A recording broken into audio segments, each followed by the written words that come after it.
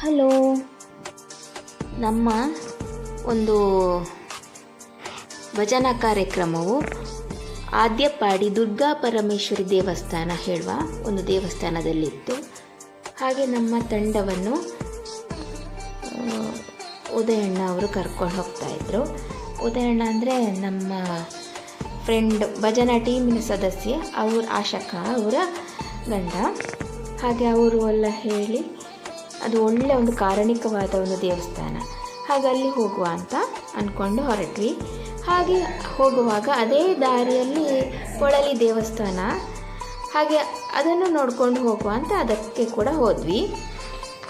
ಹಾಗೆ ಅಲ್ಲೆಲ್ಲ ದರ್ಶನ ಆಗಿ, ಈ ಪೊಳಲಿ ದೇವಸ್ಥಾನ ತುಂಬ ಅಂದರೆ ತುಂಬ ಚೆನ್ನಾಗಿದೆ. ಪೊಳಲಿ ದೇವಸ್ಥಾನದ ಗೋಪುರ ಎಲ್ಲ ನೋಡಿ ಎಷ್ಟು ಚೆನ್ನಾಗಿದೆ ಅಂತ. ಹಾಗೆ ಇಲ್ಲಿ ಕೂಡ ಭಜನೆಯನ್ನು ಮಾಡ್ತಾರೆ. ಹಾಗೆ ಇನ್ನೊಂದು ಸರಿ ಇಲ್ಲಿ ಕೂಡ ನಮ್ಮ ಒಂದು ಸೇವೆ ಮಾಡುವ ಅಂತ ಅಂದ್ಕೊಂಡ್ವಿ. ಹಾಗೆ ದೇವಿಗೆ ಕೆಂಪು ಬಣ್ಣದ ವಸ್ತ್ರ ಅಂದರೆ ವಿಶೇಷ. ಹಾಗೆ ನಾವೆಲ್ಲರೂ ಕೆಂಪು ಬಣ್ಣದ ಸಾರಿಯನ್ನು ಉಟ್ಟಿದ್ವಿ.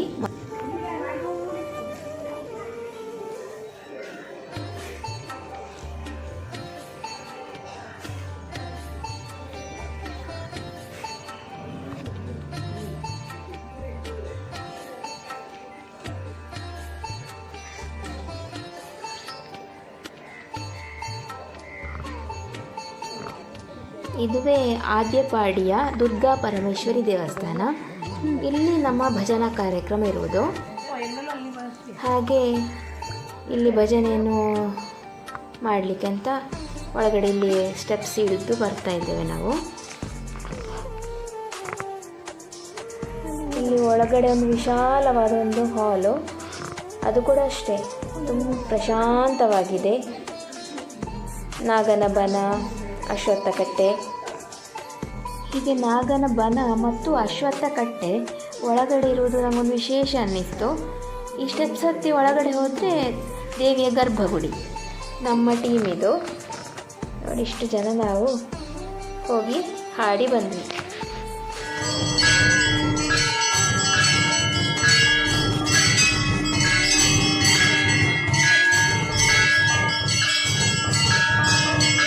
ಆದಿಶಕ್ತಿ ದುರ್ಗಾ ಪರಮೇಶ್ವರಿ ಮಾತಾಯೇ ಈ ಮಣ್ಣದ ಮಹಿಮೆಯನ್ನು ಗೊತ್ತೋದಿಲ್ಲ. ಭಕ್ತಿಯನ್ನು ಕಷ್ಟೋದರೆ ಆಗೋಲ್ಲ. ಭಕ್ತಿರ್ಬತ್ತದ ಅದು ಮಾತ್ರ ಕಣ್ಣನೀರು ತೆಕ್ಕೋರ ಅಥವಾ ಕಣ್ಣನೀರನ್ನು ಹಿಡಿದುಕೊಳ್ಳ ಏನೇನು ಪೂರ ಕೊಡ್ಲಪ್ಪೆ ಕ್ಷೇತ್ರ ಬೆಳಗಾದಿ ಕೊಡಲ ಕ್ಷೇತ್ರೊಳಗೆ ಕರ್ತವ್ಯವನ್ನು ಕೊಡಲು ಅಂತಲ್ಲ. ಆದಿಶಕ್ತಿಯೇ ದುರ್ಗಾ ಪರಮೇಶ್ವರಿ ಮಾತಾಯೇ ಕೊಡಲು ಕೊಲ್ಲರು ಬರುತ್ತೆ, ಕೊಲ್ಲರು ಬರುತ್ತೆ, ಕೊಲ್ಲರು ಬರುತ್ತೆ.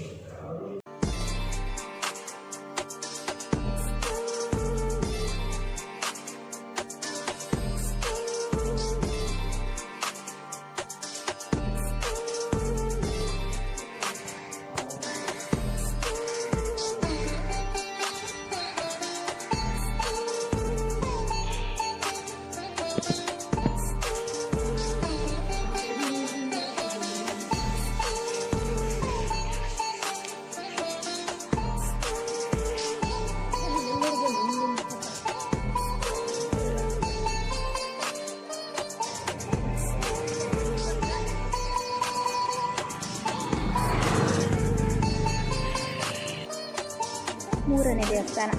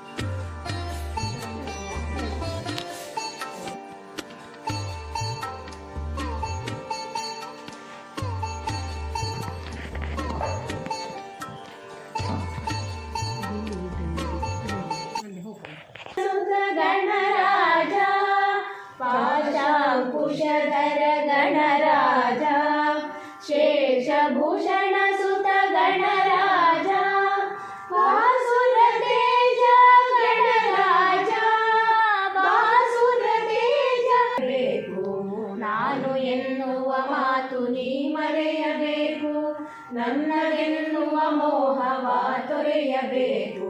ನಿನ್ನದೇ ಎನ್ನುತ್ತಲೇ ಶಿವನಿಗರ್ಪಿಸಿ ಎಲ್ಲ, ನಿನ್ನದೇ ಎನ್ನುತ್ತಲೇ ಶಿವನಿಗರ್ಪಿಸಿ ಎಲ್ಲ, ಆನಂದ ಸಾಗರದಿ ತೇಲಾಡಬೇಕು.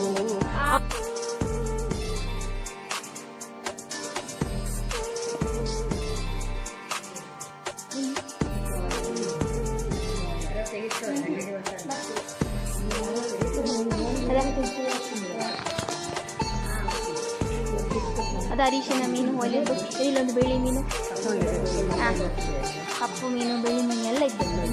ಸಣ್ಣ ಸಣ್ಣ ಸಣ್ಣ ಮೀನು.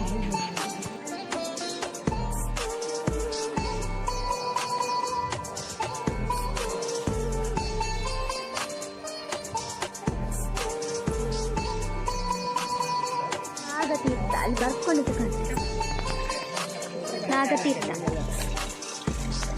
ಇಲ್ಲಿಂದೆಲ್ಲ ಬರ್ತದೆ ಕುಡಿಯಲಕ್ಕಲ್ಲ. ತಂಪಿದ್ದ ಚರಂಗ ನೀರು ಅಲ್ಲ ಹಾಗೆ ಲೈಕ್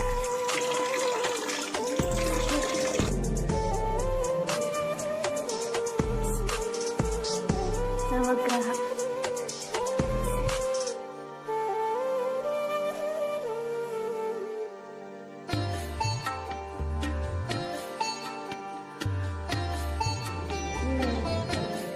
ಅಲ್ಲಿಂದ ಮೀನಿಗೆ ಚಂದಿದ್ದಪ್ಪ.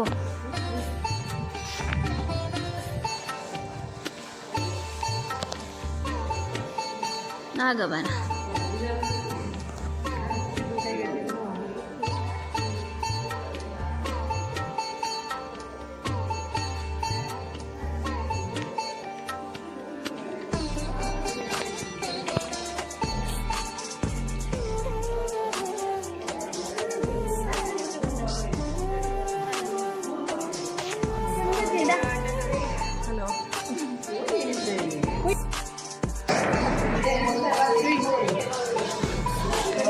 ಹೇಗಿತ್ತು ಗೋಳಿ ಬಜೆ?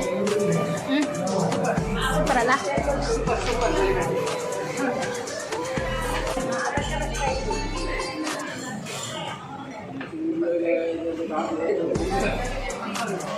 ಗಮ್ಮತ್ತ.